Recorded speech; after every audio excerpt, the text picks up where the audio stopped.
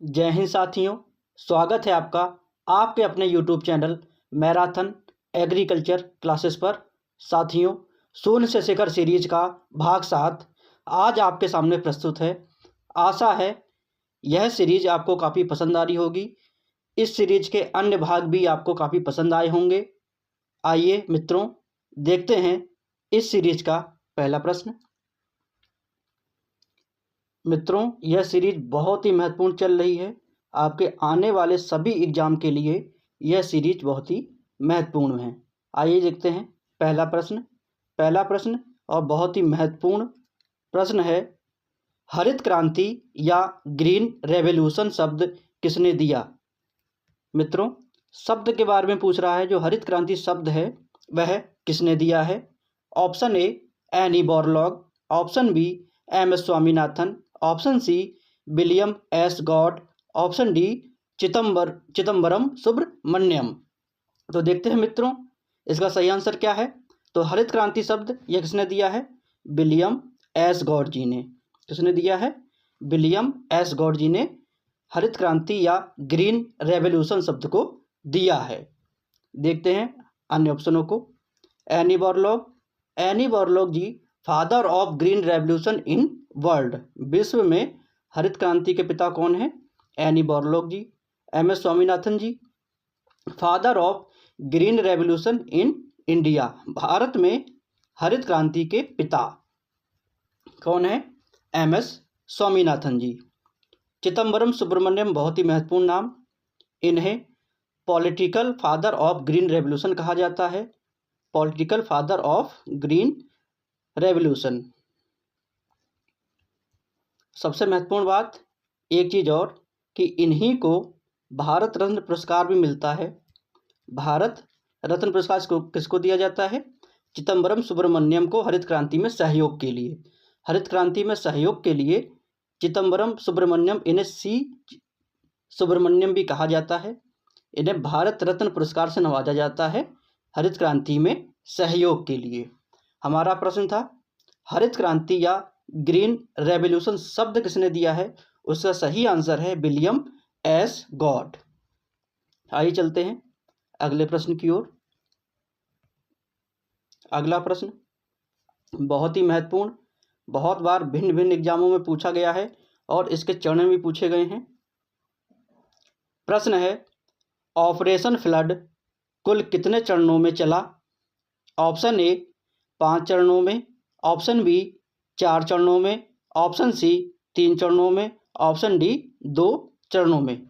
तो operation flood ये कितने चरणों में चला है? 3 चरणों में चला है।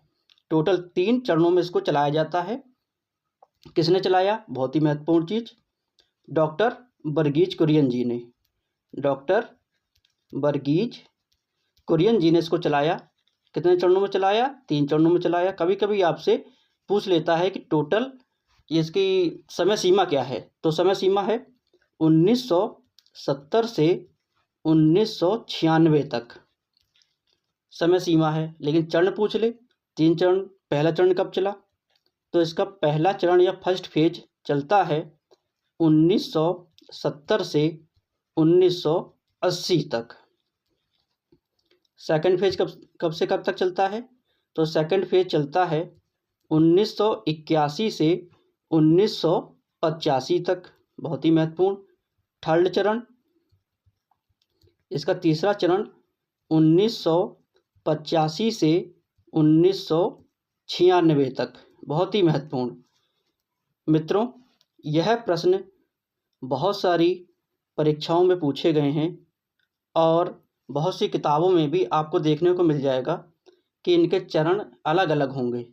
लेकिन आप नेशनल डेयरी डेवलपमेंट बोर्ड की आधिकारिक वेबसाइट पर जाकर इसको चेक कर सकते हैं, जिसमें ये सही क्रम दिया हुआ है। अबाउट सेक्शन, ऑपरेशन फ्लड के अबाउट सेक्शन में जाकर आपको ये डेट मिल जाएंगी। हमारा प्रश्न था ऑपरेशन फ्लड कुल कितने चरणों में चला? उसका सही आंसर है 3 चरणों में चलता है। समय सीमा क्या है? 1970 से 1996 तक। किसने चलाया? डॉक्टर वर्गीज कुरियन जी ने। आइए चलते हैं अगले प्रश्न की ओर। अगला प्रश्न आपके सामने बहुत ही महत्वपूर्ण। प्रश्न है मित्रों, कपास की पहली संकर फर्स्ट हाइब्रिड किस्म है? Option A HB1, option B H4, option C GTH1, option D CSH1। तो कपास की प्रथम संकर या फर्स्ट हाइब्रिड किस्म कौन सी है? H4। कौन सी मित्रों? H4। कब विकसित किया गया इसको? 1970 में विकसित किया गया।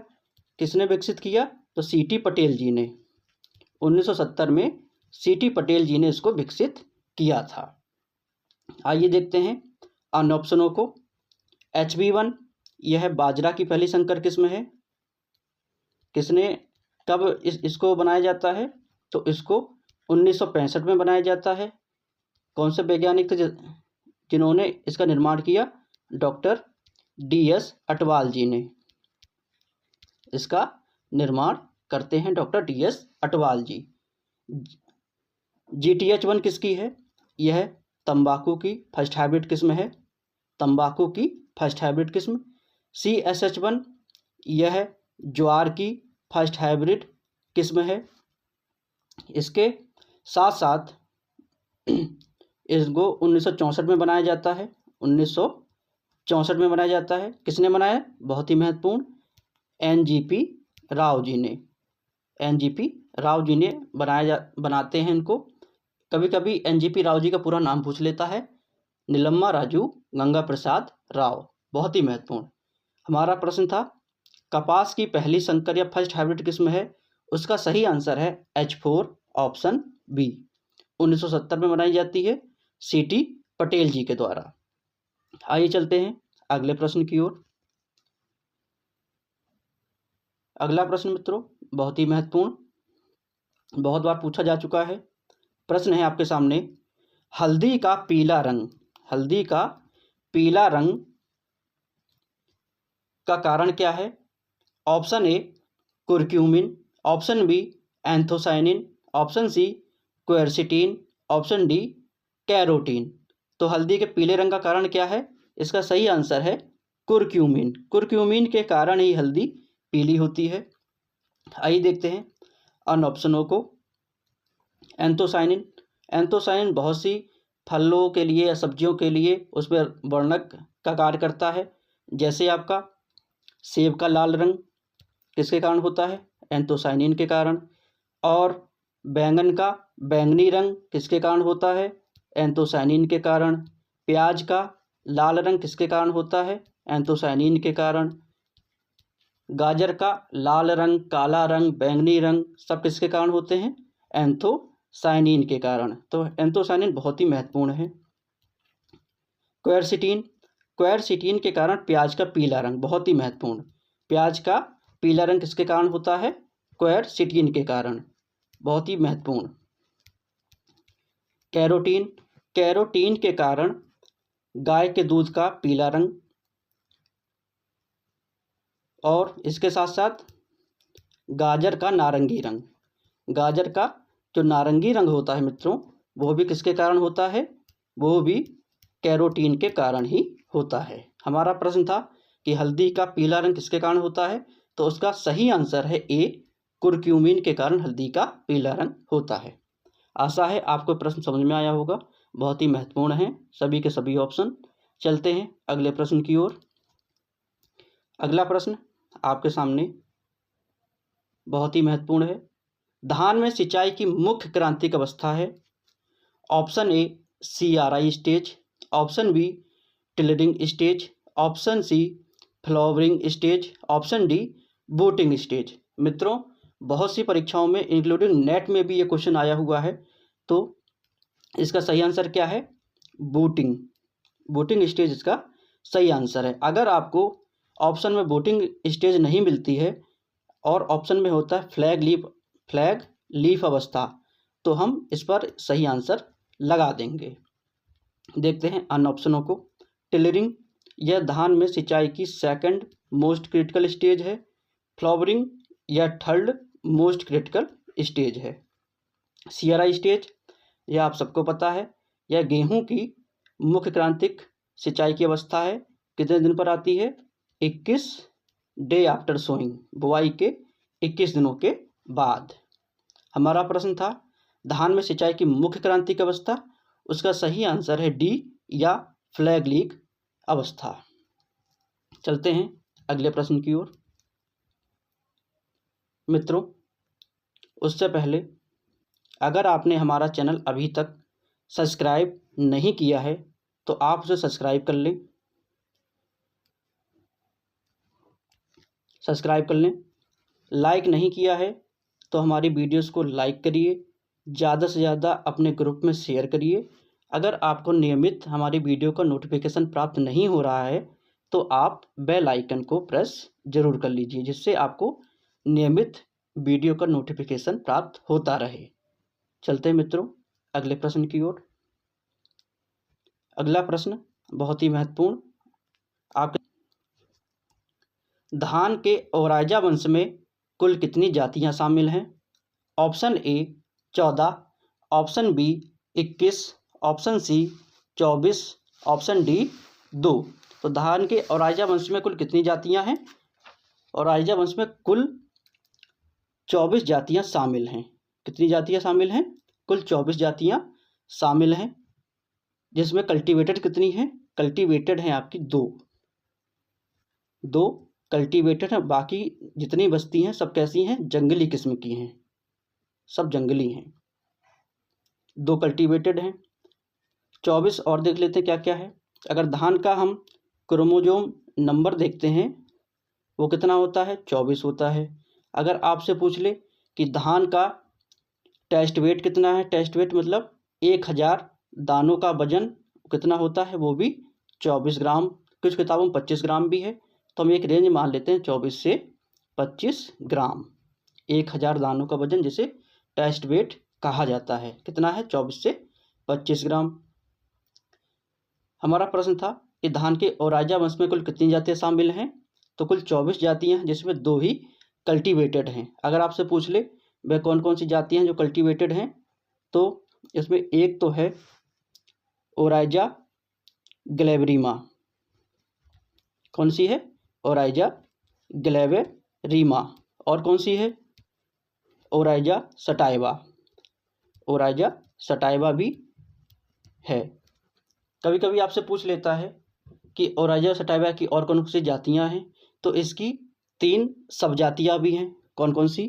पहली ओराइजा सटाइवा इंडिका। मित्रों फिर से, ओराइजा सटाइवा इंडिका ये कहाँ पर है? ये इंडिया में बोई जाती है, बहुत ही महत्वपूर्ण। दूसरी ओराइजा सटाइवा जपोनिका, ये कहाँ बोई जाती है? जपोनिका जापान में। और तीसरी मोस्ट इम्पॉर्टेंट ओराइजा सटाइवा जवानिका। ये कहाँ बोई जाती है? इंडोनेशिया में, बहुत ही महत्वपूर्ण। इंडोनेशिया में इसको बोया जाता है। आशा है आपको समझ में आ रहा होगा। हमारा प्रश्न था धान के ओराइजा वंश में कुल कितनी जातियां शामिल हैं? उसका सही आंसर है सी, 24 जातियां शामिल हैं। चलते हैं अगले प्रश्न की ओर। अगला प्रश्न आपके सामने बहुत ही महत्वपूर्ण। आलू है। ऑप्शन ए रूपांतरित तना, ऑप्शन बी रूपांतरित जड़, ऑप्शन सी रूपांतरित पत्ती, ऑप्शन डी रूपांतरित फूल। तो इसका सही आंसर मित्रों क्या है? आलू क्या है? रूपांतरित तना है। क्या है? रूपांतरित तना। बहुत बार आया हुआ है, बहुत ही महत्वपूर्ण भी है। चलते हैं अगले प्रश्न की ओर। अगला प्रश्न मित्रों आपके सामने है क्वेश्चन नंबर 8। अनाज वाली फसलों में वायुमंडलीय नाइट्रोजन का स्थिरीकरण किसके द्वारा किया जाता है? ऑप्शन ए राइजोबियम के द्वारा, ऑप्शन बी एजोला के द्वारा, ऑप्शन सी अजेटोबैक्टर के द्वारा, ऑप्शन डी बी तथा सी दोनों के द्वारा। हम देख लेते हैं। प्रश्न है कि ये अनाज वाली फसलों के लिए पूछ रहा है, किसी पार्टिकुलर फसल के लिए नहीं पूछ रहा है। तो अनाज वाली फसल के लिए हम क्या करेंगे? कौन कौन से हैं? तो एक तो आपका अजोला है और दूसरा आपका कौन सा है? अजेटोबैक्टर। इसका मतलब सही आंसर क्या है? सही आंसर है बी तथा सी दोनों ही हमारी अनाज वाली फसलों के वायुमंडल स्थिरीकरण करता है। एजोला किस में करता है? एजोला तो एजोला करता है धान में, धान के लिए। ये क्या है? ये एक फर्न है, फर्न है जो धान में नाइट्रोजन स्थिरीकरण का कार्य करता है। एजेटोबैक्टर, एजेटोबैक्टर एक मुक्तजीवी फ्री लिविंग बैक्टीरिया है जो गेहूं और इसमें धान में भी काम करता है, और सरसों हो गया, कपास हो गया, इन सब में भी ये कार्य करता है। हमारा प्रश्न था मित्रों कि अनाज वाली फसलों में वायुमंडलीय नाइट्रोजन का स्थिरीकरण किसके द्वारा किया जाता है? तो उसका सही आंसर है एजोला तथा एजोबैक्टर, ऑप्शन डी, बी तथा सी दोनों। चलते हैं अगले प्रश्न की ओर। अगला प्रश्न आपके सामने है मित्रों। मैक्सिकन ड्वार्फ व्हीट, जिसे ब्रेड व्हीट भी कहा जाता है, भारत में कितने प्रतिशत क्षेत्रफल पर उगाया जाता है? Option A 97%, option B 87%, option C 77%, option D 67%। तो भारत में मैक्सिकन ड्वार्फ व्हीट यह 87% भाग पर उगाया जाता है। मोस्ट इम्पॉर्टेंट, बहुत बार पूछा जा चुका है। 87% भाग पर उगाया जाता है। कैसा होता है ये? हेक्साप्लॉइड नेचर का होता है। हेक्साप्लॉइड, जो हम गेहूं इस्तेमाल करते हैं वो कैसा है? हेक्साप्लॉइड। 2n बराबर 6x बराबर 42। अगर कभी भी आपसे पूछ ले कि गेहूं में अगुणित गुणसूत्र जिसे x से डिनोट करते हैं, इसकी संख्या कितनी होती है? 7। आशा है मित्रों आपको समझ में आया होगा। तो यह 87% भाग पर भारत में उगाया जाता है। चलते हैं अगले प्रश्न की ओर। अगला प्रश्न आपके सामने बहुत ही महत्वपूर्ण प्रश्न। किसान कॉल सेंटर का टोल फ्री नंबर है। Option A 1800-108-1551, 1800 B option 1800-180-1515, option C 1800-180-1551, option D 1800-108-1551। मित्रों क्या पूछ रहा है? किसान कॉल सेंटर का टोल फ्री। टोल फ्री का मतलब होता है कि अगर आप इस पर कॉल करेंगे तो आपका बैलेंस नहीं कटेगा। तो किसान कॉल सेंटर का टोल फ्री नंबर है ऑप्शन सी 1800-180-1551। बिल्कुल सही नंबर है। ये आप कब इस पर कॉल मिला सकते हैं? तो आप सुबह 6 बजे से लेकर रात के 10 बजे तक आप इस पर कॉल कर सकते हैं। आपसे कभी कभी पूछ लेता है कितनी क्षेत्रीय भाषाओं में आपको जवाब देते हैं। तो 22 क्षेत्रीय भाषाओं में, 22 रीजनल लैंग्वेज या क्षेत्रीय भाषाओं में आप इनसे बात कर सकते हैं। और बहुत ही महत्वपूर्ण चीज़ कि इसकी स्थापना कब होती है? तो किसान कॉल सेंटर की स्थापना होती है 21 जनवरी 2004 में। कब मित्रों? 21 जनवरी 2004 में इसकी स्थापना होती है। 22 क्षेत्रीय भाषाओं में ये आपको गाइडलाइन देते हैं।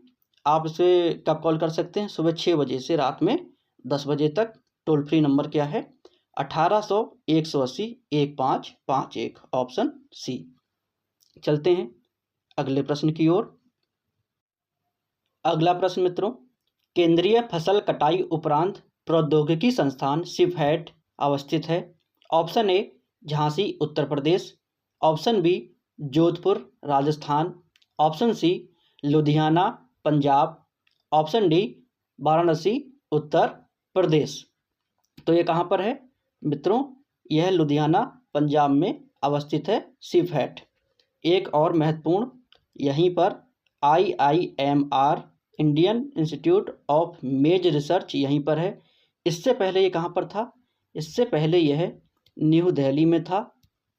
इसको न्यू दिल्ली से सिफहैट में कब शिफ्ट किया जाता है?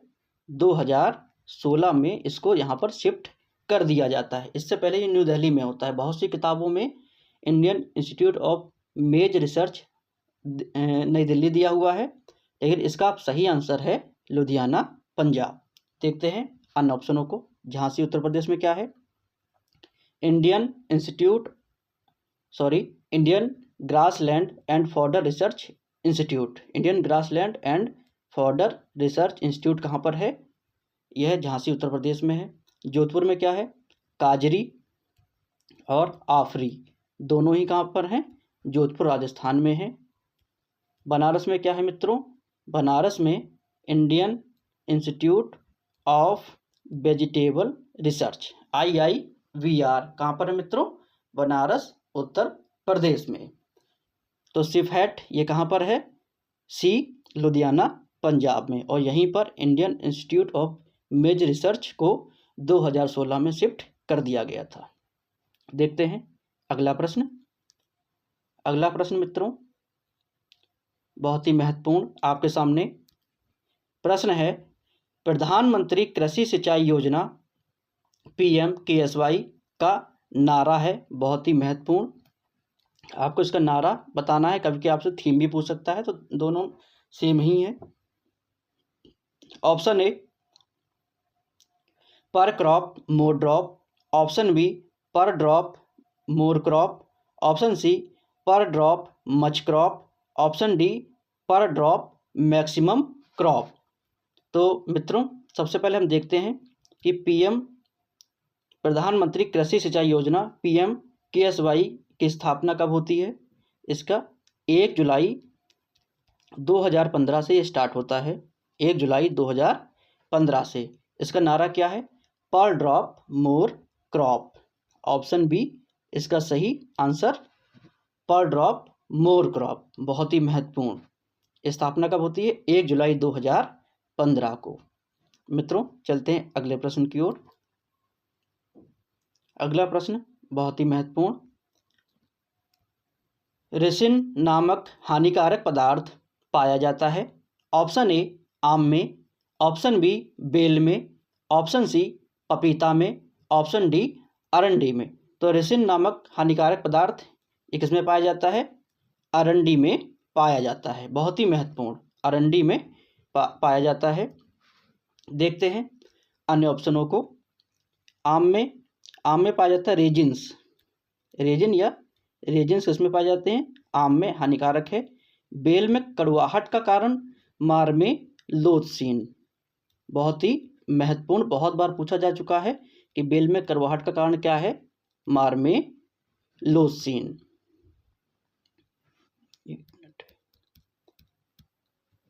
मार्मेलोथसिन।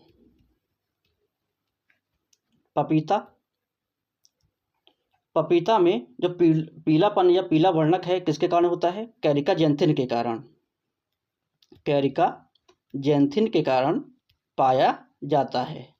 चलते हैं देखते हैं सही आंसर इसका। तो रेसिन नामक हानिकारक पदार्थ किसमें पाया जाता है? उसका सही आंसर है डी अरंडी में। किस कुल का है ये? यूफोरबिएसी कुल। बहुत ही महत्वपूर्ण, यूफोरबिएसी कुल का है। उत्पत्ति कभी भी पूछ लेता है, तो इसकी उत्पत्ति कहाँ है? इथोपिया या अफ्रीका। चलते हैं अगले प्रश्न की ओर। अगला प्रश्न मित्रों बहुत ही महत्वपूर्ण। निम्न में से किस फसल को भारतीय सोयाबीन, मोस्ट इंपॉर्टेंट, भारतीय सोयाबीन भी कहते हैं? ऑप्शन ए लोबिया, ऑप्शन बी कुल्थी, ऑप्शन सी ग्वार, ऑप्शन डी सोयाबीन। तो भारतीय सोयाबीन किसे कहा जाता है मित्रों? ग्वार को। इंग्लिश में क्या कहते हैं इसे? Cluster bean. Cluster bean. देखते हैं अन्य ऑप्शनों को। अच्छा, क्यों कहा जाता है ये भी है ना कि भारतीय सोयाबीन क्यों कहते हैं? क्योंकि इसमें प्रोटीन की मात्रा, जो प्रोटीन होती है वह लगभग 45% पाई जाती है। कितना? 45% प्रोटीन पाई जाती है। इस कारण इसको भारतीय सोयाबीन कहा जाता है, क्योंकि इसकी उत्पत्ति भी कहाँ पर है? भारत की ही है, इसलिए इसको भारतीय सोयाबीन कहा जाता है। देखते हैं लोबिया को। लोबिया को शाकाहारी मांस और या फिर वानस्पतिक मांस भी कहते हैं लोबिया को। कुल्थी को गरीब आदमी की दाल कहते हैं। गरीब आदमी की दाल किसे कहा जाता है? कुल्थी को। और सोयाबीन को हड्डी रहित मांस, पीला सोना, बंडर क्रॉप, सब किसको कहते हैं? सोयाबीन को। हमारा प्रश्न था मित्रों कि भारतीय सोयाबीन किसे कहते हैं?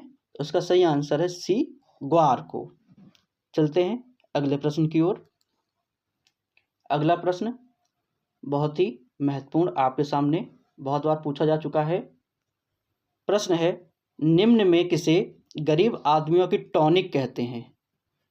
ऑप्शन ए लौकी को, ऑप्शन बी आंवला, ऑप्शन सी करेला, ऑप्शन डी जामुन। तो गरीब आदमियों की टॉनिक किसे कहा जाता है? उसका सही आंसर है सी, करेला को। बहुत ही महत्वपूर्ण, गरीब आदमियों की टॉनिक करेला को कहा जाता है। इसको जूस अगर आप पीते हैं तो बहुत से रोगों से आपकी छुटकारा हो जाता है।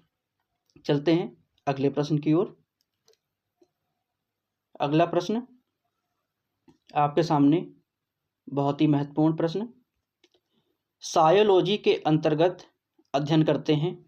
ऑप्शन ए जैतून की खेती का, ऑप्शन बी चाय की खेती का, ऑप्शन सी वनों या जंगलों का, ऑप्शन डी शाक झाड़ियों का। तो सायोलॉजी के अंतर्गत किसका अध्ययन किया जाता है? बहुत ही महत्वपूर्ण, इसके अंतर्गत अध्ययन किया जाता है चाय की खेती का। चाय की खेती का अध्ययन किसके अंतर्गत करते हैं? सायोलॉजी के अंतर्गत। आइए देखते हैं अन्य ऑप्शनों को। जैतून की खेती, इसे क्या कहते हैं? Olive culture. ऑलिव कल्चर किसे कहा जाता है? जैतून की खेती को। वनों या जंगलों की खेती या अध्ययन को क्या कहते हैं? सिल्वी कल्चर। बहुत ही महत्वपूर्ण, बहुत बार पूछा जा चुका है। शाक या झाड़ियों के अध्ययन को क्या कहा जाता है? अर्बोरी कल्चर। बहुत ही महत्वपूर्ण, अर्बोरी कल्चर। यह प्रश्न भी बहुत बार पूछा जा चुका है।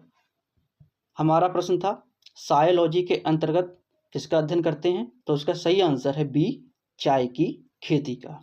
चलते हैं अगले प्रश्न की ओर। अगला प्रश्न मित्रों, आशा है ये सारे प्रश्न आपको समझ में आ रहे होंगे और अच्छे भी लग रहे होंगे। चलते हैं अगले प्रश्न पे। अगला प्रश्न है 17, निम्न में से कौन सी क्रिया धान के खेत में की जाती है?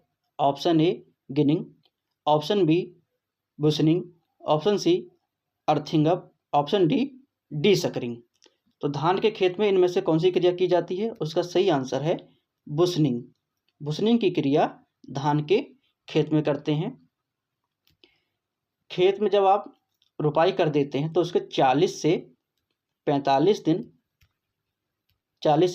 दिन में क्या करते हैं कि खेत में हल चलाकर अतिरिक्त पौधों को निकाल दिया जाता है, या फिर अतिरिक्त पौधों को निकाल दिए या फिर खरपतवारों को निकाल देना ही क्या कहलाता है? बुशनिंग। जिनिंग, यह कपास के बीजों से रुई को अलग करना। कपास के बीजों से रुई को अलग करना क्या है? जिनिंग है। अगला अर्थिंग अप।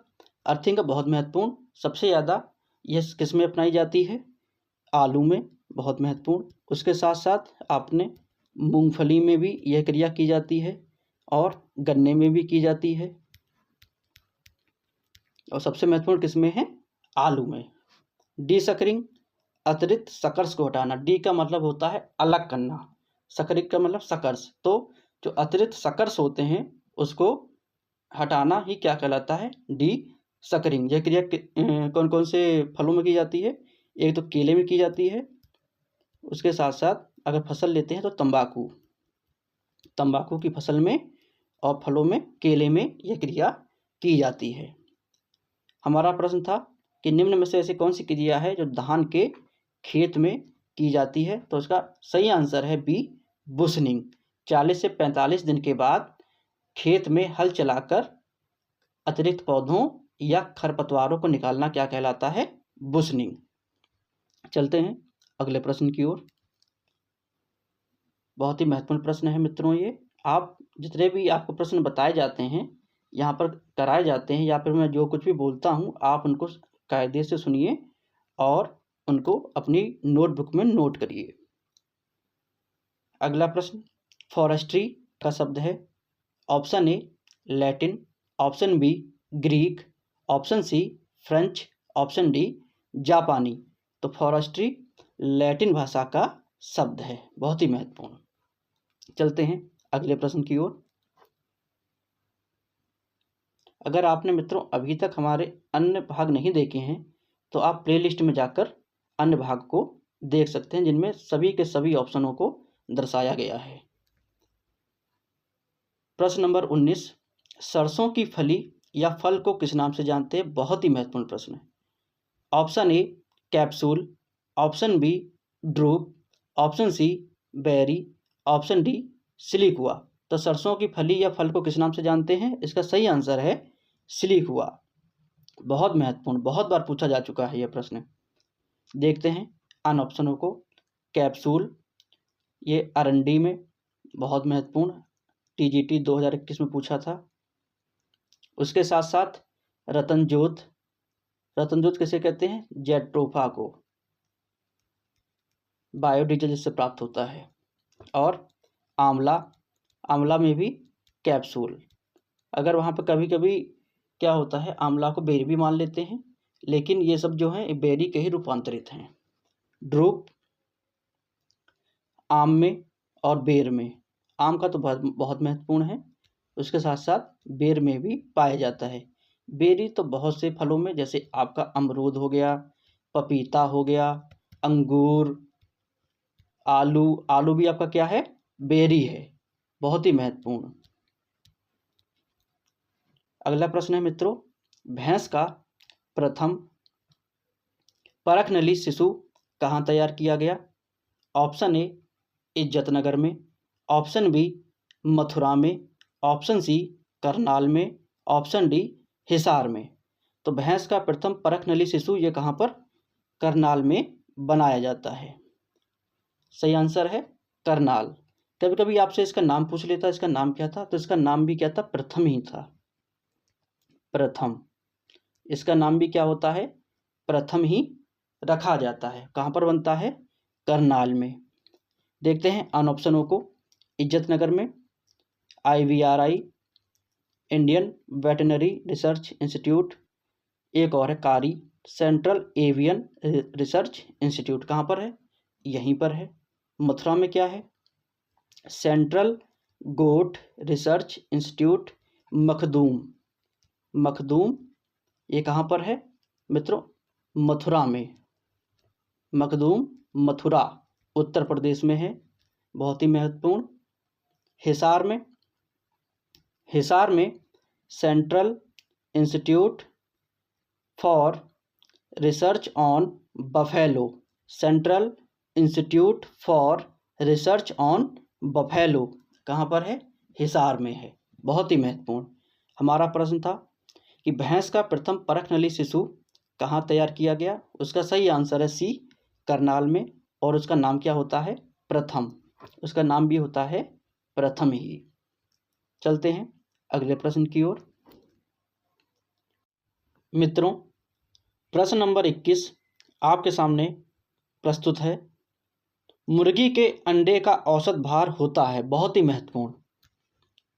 ऑप्शन ए 48 से 50 ग्राम, ऑप्शन बी 57 से 58 ग्राम, ऑप्शन सी 60 से 70 ग्राम, ऑप्शन डी 80 से 88 ग्राम। तो मुर्गी के अंडे का औसत भार कितना होता है? इसका औसत भार होता है 57 से 58 ग्राम। बहुत ही महत्वपूर्ण, बहुत बार बहुत सी परीक्षाओं में आया हुआ है। कभी कभी आपसे मित्रों प्रश्न पूछ लेता है कि मुर्गी की ऐसी कौन सी जाति है जो सबसे ज़्यादा अंडे देती है? तो वह है लेग हॉर्न। लेग हॉर्न सबसे ज़्यादा अंडे देने वाली प्रजाति। जो मुर्गियां अंडे देती हैं उन्हें क्या कहते हैं? लेयर। उन्हें लेयर के नाम से जानते हैं। और जो मीट पर्पस के लिए पाला जाता है उसे कहते हैं बॉयलर। बॉयलर मीट पर्पज के लिए। और जो मुर्गियां अंडे देती हैं उन्हें लेयर कहा जाता है। और सबसे ज़्यादा अंडे देने वाली कौन सी जाति है? Leg horn. हमारा प्रश्न था कि मुर्गी के अंडे का औसत भार कितना होता है? इसका औसत भार होता है 57 से 58 ग्राम, बहुत ही महत्वपूर्ण। चलते हैं अगले प्रश्न की ओर। मित्रों प्रश्न 22 आपके सामने प्रस्तुत है। रशियन जॉइंट किस फसल की प्रचलित प्रजाति है? ऑप्शन ए बरसीम, ऑप्शन बी जई, ऑप्शन सी जौ, ऑप्शन डी लोबिया। प्रश्न है हमारा रशियन जायंट, बहुत ही महत्वपूर्ण, बहुत बार पूछी गई किस्म है ये। तो ये किसकी है? यह लोबिया की एक उन्नत प्रजाति है। देखते हैं अन्य ऑप्शनों को। बरसीम, बरसीम की पूसा जायंट, बहुत महत्वपूर्ण, दोनों के नाम मिलते जुलते। पूसा जायंट किसकी है? बरसीम की है। इसके साथ साथ खदराबी और मस्कावी, ये भी कैसी हैं? यह भी बरसीम की ही जातियां हैं जो कि खजूर से मिलती जुलती हैं। जई, जई की कौन कौन सी हैं? बहुत ही महत्वपूर्ण कैंट, बहुत महत्वपूर्ण, बहुत बार पूछी जा चुकी। और कोचमैन, कैंट और कोचमैन दोनों ही कैसी हैं? ये जई की हैं, बहुत ही महत्वपूर्ण है। जौ की डोलमा, गीतांजलि और भी बहुत सी डोलमा, गीतांजलि, करंतीन, ये सब किसकी हैं? ये जौ की हैं। रशियन जायंट यह लोबिया की है। किस पर्पज से? तो चारा के लिए उगाई जाती है, चारा के लिए बहुत ही महत्वपूर्ण किस्म है। चलते हैं अगले प्रश्न की ओर। अगला प्रश्न मित्रों आपके सामने, यह प्रश्न बहुत बार भिन्न भिन्न एग्जामों में आया हुआ है। प्रश्न है फूल गोभी के भिप्टेल रोग का कारक है? ऑप्शन ए बोरॉन की कमी, ऑप्शन बी मॉलिब्डेनम की कमी, ऑप्शन सी ऑक्सीजन की कमी, ऑप्शन डी नाइट्रोजन की कमी। तो फूल गोभी में भिप्टेल रोग किसके कारण होता है? यह मॉलिब्डेनम की कमी के कारण होता है। बहुत महत्वपूर्ण प्रश्न, बहुत बार आया हुआ है। देखते हैं अन्य ऑप्शनों को। बोरॉन की कमी से कौन सा रोग हो जाता है गोभी में? ब्राउनिंग रोग बोरॉन की कमी से हो जाता है, जिसे भूरापन कहते हैं। ऑक्सीजन की कमी से आलू में ब्लैक हार्ट रोग, कौन सा रोग? ब्लैक हार्ट रोग किसमें होता है? ऑक्सीजन की कमी से आलू में हो जाता है। नाइट्रोजन की कमी से गोभी में कौन सा रोग होता है? बटनिंग, बहुत ही महत्वपूर्ण, बटनिंग, जो इसके फूल होता है वो बहुत छोटा रह जाता है, बटन के जैसा दिखता है, इसलिए इसको बटनिंग रोग कहा जाता है। हमारा प्रश्न था फूल गोभी के भिप्टेल रोग का कारक, तो उसका सही आंसर है बी मॉलिब्डेनम की कमी से यह रोग हो जाता है। चलते हैं अगले प्रश्न की ओर। अगला प्रश्न मित्रों बहुत ही महत्वपूर्ण, भारत में टपक सिंचाई या ड्रिप इरिगेशन का आगमन हुआ? ऑप्शन ए जापान से, ऑप्शन बी अमेरिका से, ऑप्शन सी इजराइल से, ऑप्शन डी चीन से। तो टपक सिंचाई का भारत में आगमन कहाँ से होता है? उसका सही आंसर है इजराइल। इजराइल से टपक सिंचाई का आगमन भारत में होता है। किस वैज्ञानिक ने टपक सिंचाई बनाई? ड्रिप इरिगेशन का आविष्कार किस वैज्ञानिक ने किया? तो सिमचा ब्लॉस, बहुत ही महत्वपूर्ण, सिमचा ब्लॉस जी ने ड्रिप इरिगेशन का आविष्कार किया था। चलते हैं अगले प्रश्न की ओर। अगला प्रश्न बहुत ही महत्वपूर्ण, प्रोटीन से संबंधित प्रश्न। प्रश्न नंबर 25, मांस में पाई जाने वाली प्रोटीन का नाम। किसमें? हमें मांस में बताना है कि कौन सी प्रोटीन पाई जाती है। Option A myosin, option B casein, option C albumin, option D keratin. तो मांस में कौन सी प्रोटीन पाई जाती है? तो उसका सही आंसर है मायोसिन। मायोसिन मांस की प्रोटीन को कहते हैं। अन्य ऑप्शनों को देखते हैं। केसिन, यह दूध की प्रोटीन है, दूध की प्रोटीन है केसिन। एल्ब्यूमिन प्रोटीन किसमें पाई जाती है? बहुत महत्वपूर्ण, यह अंडे में पाई जाती है, अंडे में। केरेटिन, यह ऊन में, मनुष्यों के बाल में।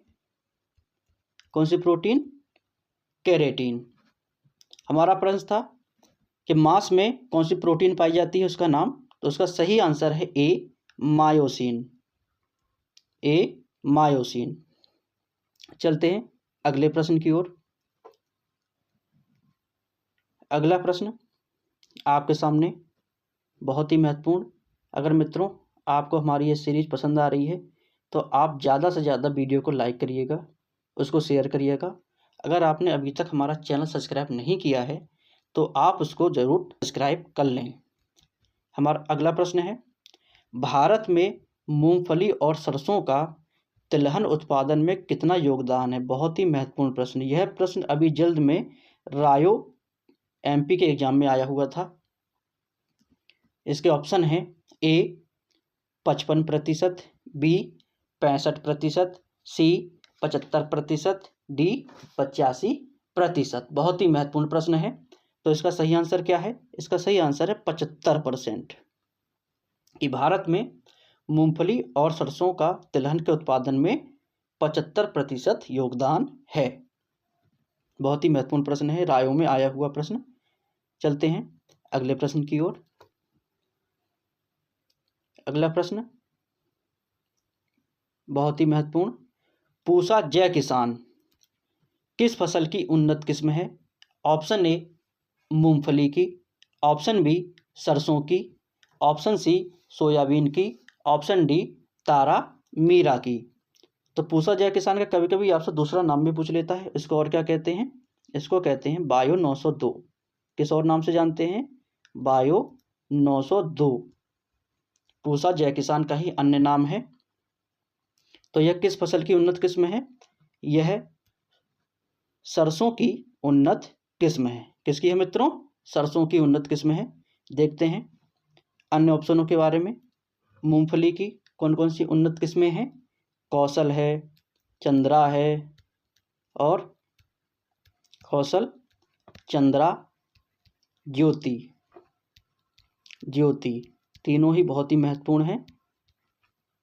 सोयाबीन की अलंकार बहुत ही महत्वपूर्ण, बहुत बार पूछी जा चुकी है। इसके साथ साथ शिलाजीत, ये भी काफ़ी महत्वपूर्ण है। और कौन कौन सी मित्रों? ब्रैग, बहुत महत्वपूर्ण। और इसके साथ में ली, कभी कभी ब्रैग ली पूछ लेता है, लेकिन दोनों अलग अलग हैं, ब्रैग और ली।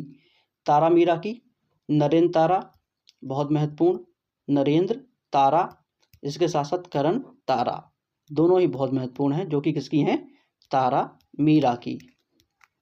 हमारा प्रश्न था पूसा जय किसान किस फसल की उन्नत किस्म है? तो यह सरसों की उन्नत किस्म है। और पूसा जय किसान का अन्य नाम क्या है? बायो 902। बहुत महत्वपूर्ण, बहुत बार ये भी पूछा जा चुका है।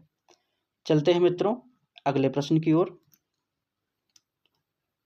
अगला प्रश्न आपके सामने है, जड़ गलन जिसे कॉलर रॉट भी कहते हैं, किस फसल का हानिकारक रोग है?